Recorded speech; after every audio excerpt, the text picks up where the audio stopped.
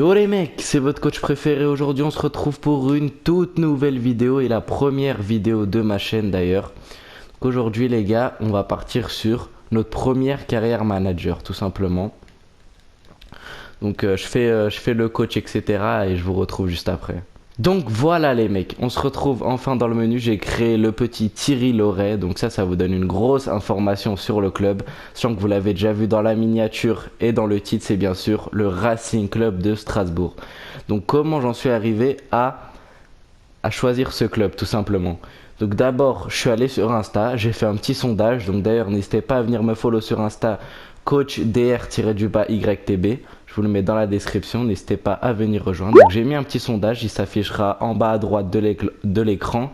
Excusez-moi, il s'affichera en bas à droite de l'écran. Donc voilà, je sais plus exactement les chiffres exacts, mais la Ligue 1 arrivait en premier, devant la Bundesliga, puis la Première Ligue. Non, devant la Première Ligue, puis la Bundes. Bref, je sais plus. En tout cas, la Ligue 1, ils étaient en première place, tout simplement. Donc pour cette première carrière, on partira en Ligue 1.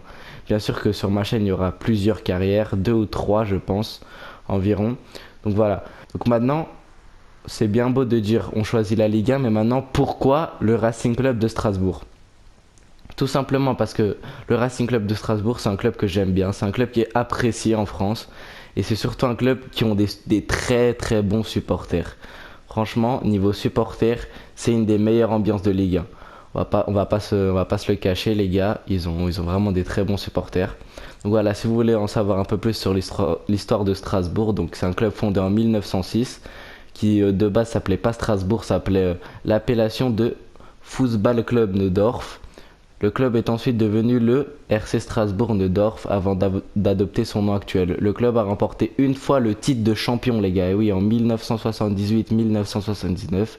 C'est ce qu'on va essayer de faire en 2 ou 3 saisons, on verra bien mais c'est ce qu'on va essayer de faire. Et compte 3 coupes nationales à son palmarès, dont une en 2018-2019. Hein, vous vous en souvenez très bien de l'épopée de Strasbourg incroyable. Et le club a remporté son titre en 1978-1979, comme je vous ai dit. 2 saisons simplement après avoir rejoint l'élite du football français. Donc ils montent de Ligue 2 en 2 saisons, ils finissent champions. C'est assez incroyable. En plus j'aime bien leur maillot, etc. Donc voilà, on se met directement en ultime. Tac tac tac. Continuer et puis on se retrouve tout simplement dans les menus. Donc voilà les mecs, on se retrouve dans les menus, on est ici, donc bien sûr on va accepter cette compétition d'avant-saison, ça va nous permettre de juger un peu notre équipe, on va tester des choses dans cette compétition. Cette compétition je la trouve hyper importante, il y en a plein qui la prennent pas mais vraiment c'est vraiment une compétition importante, ça te permet de gagner de l'argent, donc d'augmenter le budget transfert qui est de 8 millions quasiment à Strasbourg. Si on renégocie un peu le budget salaire, ça devrait être vers 8 millions. Et voilà, ça te permet de gagner de l'argent et en plus de tester tes joueurs. Donc que demande le peuple quoi. Donc là, je vais tout simplement vous faire une compo d'équipe que je pense faire débuter au début de saison et tout simplement on se retrouve juste après. Donc voilà les mecs, j'ai créé la compo, je pense jouer comme ça en 4-2-3-1. Dites-moi si vous êtes d'accord ou pas dans les commentaires. C'est tout simplement pour ça que j'ai créé ma chaîne YouTube, pour débattre de ma passion tout simplement qui est le foot. Donc lâchez-vous dans les commentaires, n'hésitez pas. Donc voilà, devant on a tout simplement Ludovic Ajorc, donc 25 ans, il a un petit potentiel à 80. Donc voilà, il peut monter à 80 d'ici la fin de saison, ça peut rester notre attaquant une saison je pense, et surtout pour le côté réaliste, parce que moi les gars, toutes mes carrières seront réalistes, 100% réalistes sur cette chaîne. Voilà, petit aparté. Donc ensuite Thomasson, qui je sais que dans l'effectif de Strasbourg est un joueur clé, mais vraiment un des top 3 des meilleurs joueurs de Strasbourg la saison dernière tout simplement. Il a un petit potentiel qui monte à 81, 4 étoiles, 4 étoiles. Il est bon en passe, il est bon en dribble, il est bon en tir, c'est tout ce qu'on lui demande. Il peut dépanner en 8 limite, donc ça me va très bien. Ensuite on a Waris, donc joueur prêté du FC Nantes et qui a une option d'achat dans la vraie vie de 2 millions d'euros, mais comme vous le savez dans FIFA il n'y a pas d'option d'achat. Mais en tout cas ça a été un très très bon joueur là, cette saison, là, à ce que j'ai cru comprendre. Il a fait beaucoup de passes décisives et voilà, il a été vraiment bon en tout cas. Donc pour le côté réaliste on va le laisser à droite. Et surtout ces 92 de vitesse hein, qui font plaisir. Ensuite, à gauche, on a Zoé. Donc lui, c'est un joueur dont je suis pas sûr de garder à 100%. Donnez-moi votre avis dans les commentaires. Il a un potentiel à 80, donc c'est un peu comme les autres, quoi. On aura une petite attaque à 80 de potentiel. Mais le problème, c'est que lui va mettre beaucoup plus de temps à monter que les autres. C'est ça le problème. Il est assez rapide, 82 de vitesse, avec 2-3 entraînements, il devrait être pas mal. Ah, le milieu de terrain, je le trouve pas très très fou. Liénard Prírčić, dites-moi si je prononce bien Prírčić. Dites-moi si je le prononce bien. Mais on a Sissoko et Belgrade tous les deux à 79 de potentiel qui sont là sur le banc pour vite prendre la place de Prírčić d'ailleurs. Je sais pas s'il est titulaire dans la vraie vie, Prírčić. Mais voilà, au bout d'une demi-saison, je veux qu'un des deux soit ici à la place de Prírčić. Liénard peut dépanner encore une saison. Et puis voilà, c'est un joueur assez emblématique du RCCA. Donc voilà, on va le laisser là. En latéral gauche, j'ai longuement hésité entre Tchatchi ou Cassi, je sais pas du tout comment on dit, ou mettre Lala à gauche et mettre Simakan à droite. Tout simplement Simakan qui a le plus fort potentiel de cette équipe, qui a 86 de potentiel, c'est absolument incroyable. Et Kenny Lala à gauche, qui n'augmentera plus, Lala qui a 78 de potentiel maximum. Mais finalement, je préfère partir sur Cassie, du coup, je sais pas pourquoi je m'emmerde à dire Tchatchi. Cassie qui a 81 de potentiel aussi, donc sur le long terme, je compte enlever Lala et mettre Simakan à la fin de la saison, peut-être si Simakan a bien progressé. Même si je sais qu'on se souvient tous de la saison de Lala l'année dernière qui avait été incroyable, il enchaînait passe décisive sur passe décisive. Ensuite, en défense centrale, Djiku Mitrovic. Donc j'ai longuement hésité entre Mitrovic et Koné parce que je sais pas du tout. D'ailleurs Simakan qui peut aussi jouer dans l'axe, c'est même son poste de prédilection, donc peut-être qu'il viendra prendre la place de Mitrovic au cours de la saison. Mais voilà, dites-moi si je mets Mitrovic ou Koné tout simplement. J'ai mis Mitrovic parce qu'il avait les 5 étoiles de mauvais pied. Tout simplement, c'est tout. Mais si vous préférez que je mette Koné, n'hésitez pas à me le faire savoir dans les commentaires. Et au goal, on n'a clairement pas besoin de recruter. Mathias Sils qui fait très bien l'affaire, le gardien belge. Je trouve qu'il est très très bon. Il a un petit potentiel, il augmente à 81, à 82. Donc c'est plutôt pas mal. Sur le banc, on a Motiba en doublure de Ayork, Sissoko et Belgrade en doublure de Prírčić et Liénard qui vont vite prendre leur place. Cornier qui est sur une fin de cycle, je trouve. Je compte le vendre Cornier parce que 32 ans, 69 de général. Il a été bon à une époque, mais maintenant il a plus le niveau Ligue 2, quoi. C'est un peu un Florian Balmont, quoi. Je le compare un peu à Florian Balmont. Ensuite, Simakan, du coup, qui va vite être titulaire dans notre équipe. Carole à gauche en doublure de Cassie. On a Camara au cage aussi qui a un bon potentiel, qui peut dépanner en coupe par exemple, qui peut dépanner Mathias Sils en coupe ou en cas de blessure, c'est un très très bon deuxième gardien. Ensuite en troisième gardien on a Kawashima, je compte pas du tout sur lui, il a 36 ans, c'est le doyen de cette équipe, mais pourquoi pas qu'il dépanne, hein, tout simplement. Ensuite latéral gauche on en a un troisième, on a Endur tout simplement, je compte le vendre, j'ai déjà ma doublure qui est Carole. Donc voilà, je sais pas s'il est vraiment bon ou pas IRL. Je compte sur vous, ça pour me le dire, hein, les joueurs titulaires, etc. Grimm aussi, c'est un peu comme Cornier, il est en fin de cycle pour moi, donc ça va se vendre. Euh, Aneba et Botella. Aneba, il me semble qu'il n'a pas prolongé son contrat. En tout cas, Botella, j'en suis sûr, hein. Botella ne sera plus du RC Strasbourg l'année prochaine. Donc pour le côté réaliste, on va le vendre tout simplement. Il est en fin de contrat, ils ont décidé de ne pas le prolonger. Contrairement à Lebo. Lebo qui a prolongé la saison prochaine. Donc on va le garder. Il a un petit potentiel à 75 environ. Donc c'est plutôt pas mal. Aouni, Aneba et Pelletier, on verra bien ce qu'on en fait. C'est des petits jeunes, 19, 20 ans, peut-être les prêter, j'en sais rien, je compte sur vous pour me dire ça dans les commentaires. Comme je suis pas un youtubeur comme les autres, les gars, je vais pas vous laisser là. On va faire le premier match de cette carrière contre le Sampdoria tout simplement et on est parti. Bienvenue coach au nom de toute l'équipe. D'ailleurs, dites-moi, vous voulez que je mette qui en capitaine? Ça c'est très important les gars. Je sais pas du tout c'est qui le capitaine de Strasbourg dans la vraie vie. Mais voilà, dites-moi, vous voulez que je mette qui? Et on est parti pour un format réduit contre la Sampdoria pour ce premier match. On a des maillots similaires. Allez, on est parti comme ça.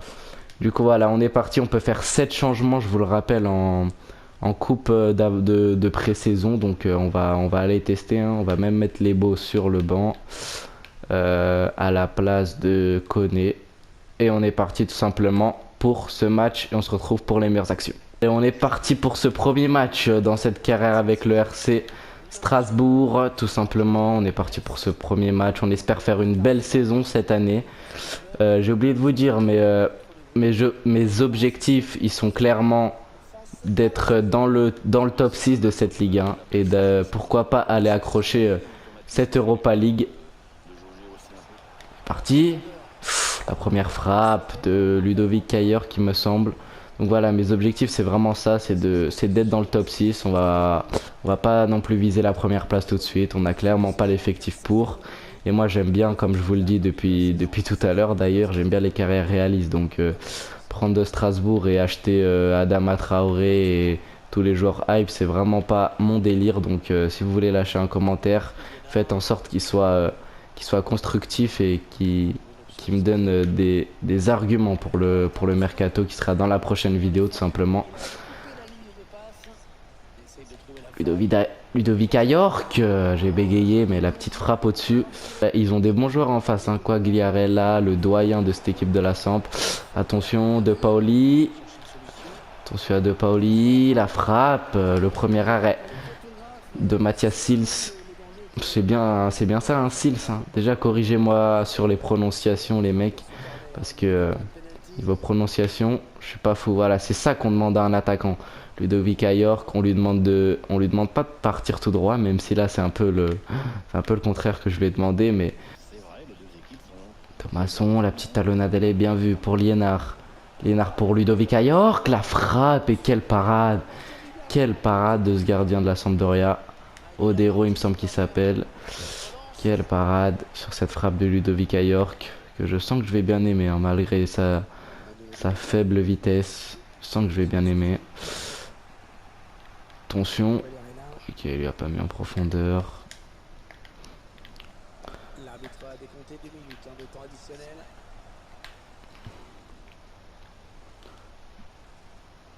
Cassie qui se démerde pas mal pour le moment sur son côté.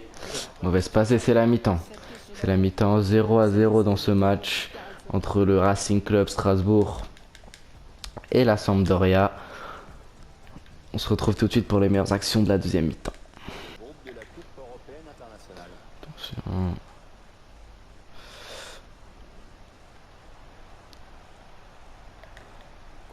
Attention à ce ballon, Gabbiadini, et c'est l'ouverture du score de la Sampdoria. J'ai rien vu venir là, je vous remonte l'action. Quagliarella pour Gabbiadini, Djikou qui a pas suivi Gabbiadini. Et c'est l'ouverture du score, frappe pied gauche, 49e minute. On va essayer de répliquer, mais ça risque d'être un peu plus compliqué. Zoé. Oh, il est beau ce ballon en profondeur. Thomasson qui était venu se battre pour le chercher ce ballon, mais il a mis trop de temps à tirer malheureusement. Attention à ce corner, la tête, le sauvetage de Djikou qui nous maintient en vie. Ah non, c'est pas Djikou vu que Djikou il est là. Je sais pas c'est qui, mais il nous maintient en vie. Le joueur du Racing Club Strasbourg, la récupération, il y a peut-être quelque chose à faire là. Entre Ludovic York et Thomasson. Thomasson qui a vu l'appel de Prisic. Ludovic York. Ludovic York, et quel arrêt, quel match de Odero, quel match incroyable. Et on va faire nos changements, 68e, on va faire nos 7 changements d'ailleurs. Qu'on a le droit à 7 changements. Sissoko, Belgrade, mon milieu de terrain qui seront tout simplement titulaires à la fin de la saison. On va faire rentrer Lebo en 10, on va lui donner un peu de temps de jeu. Motiba en pointe, Simakan en défense centrale à la place de Mitrovic et Carole à la place de Cassie. On a fait nos 7 changements, on a tous les joueurs frais là pour revenir dans ce match. Corner. Attention. Odero, quel match hein, de la part du portier italien. Quel match. Là qui arrive à conserver ce ballon. Belgrade. Sissoko. Motiba. Motiba pour Sissoko. Sissoko la feinte. Sissoko l'enroulé. Le but. Goal, goal, goal, goal, goal. Sissoko, la réduction du score. Un but partout. L'égalisation de Sissoko. La petite feinte, l'enroulé pied droit. Et il prouve Sissoko que c'est un très bon joueur de rotation et qui va vite entrer dans le 11, je l'espère. En tout cas, il me le prouve dans ce match. La bonne combinaison avec Mochiba. Attention, on va pas se prendre une correction du score juste après. Le centre deuxième poteau. Kenny Lala, la perte de balle. Attention. Ça peut être dangereux. Dodo qui déborde le centre. La tête. Où je l'ai vu dedans. Où je l'ai vu dedans ce ballon. Et ça va, la tête qui passe à côté. Non. L'erreur. L'erreur, les gars. Non. On la paye cash. On la paye cash, l'erreur. Aïe, aïe, aïe, aïe, aïe, aïe, aïe. L'erreur de Mathias Sils. C'est qui fait cette passe là? C'est Carole. Aïe, aïe, aïe. Après, je peux pas en vouloir à Carole. Hein. C'est totalement de ma faute. C'est dommage. 85e minute. Aïe, aïe, aïe. On avait réussi à revenir dans le match et une erreur qui nous plombe tout simplement dans le match. Allez, c'est pas terminé, on y croit encore. Hein. À l'égalisation. Sissoko, Lebeau, Motiba, Lebeau. Le jeune crack toujours là. Bien joué, Waris. Et c'est terminé, je pense bien. Ou au pire, la dernière action sera pour eux. Mais en tout cas, ça sera pas une victoire pour ce premier match. Défaite 2-1 face à cette équipe de la Sampdoria. Un Odero en feu total, on va voir. 3 arrêts, 5 arrêts pour Odero, incroyable. Et c'est pas des arrêts faciles. Hein. On a dominé au niveau des frappes, mais ils ont eu la possession. C'est un résultat assez logique, même si on méritait le match nul, je pense. Donc voilà les mecs, voici l'équipe. Donc déjà les gars, je vais vous donner mon top 5 de cette équipe qui je pense ne va pas bouger. C'est même sûr, va pas bouger cette saison hein, bien sûr. Je pense que Djikou, Sils, Lala, Thomasson et Ayork, je pense que c'est les 5 joueurs imbougeables de cette équipe. Bien sûr Simakan aussi qui arrive sur le banc, Sissoko, Bellegarde, Sissoko, Bellegarde, Matiba, etc. Donc potentiellement sur la liste des transferts, je pense faire ça. Donc tous ceux qui sont là sont potentiellement sur la liste des transferts. Hein. J'ai bien dit potentiellement. Donc voilà. En tout cas, si vous avez des idées de joueurs pour le mercato, n'hésitez surtout pas. 100% réaliste, n'oubliez pas. Donnez vos arguments. Et dans le prochain épisode, les gars, on va tout simplement se retrouver pour le mercato, plus pour le match contre Copenhague et Bologne. Et ça dépendra si on passe en demi et en finale pour finir cette coupe euro internationale, tout simplement. Donc ça dépendra. En tout cas, proposez un max de joueurs dans les commentaires. Je lirai tous vos commentaires. Et moi, je vous dis peace.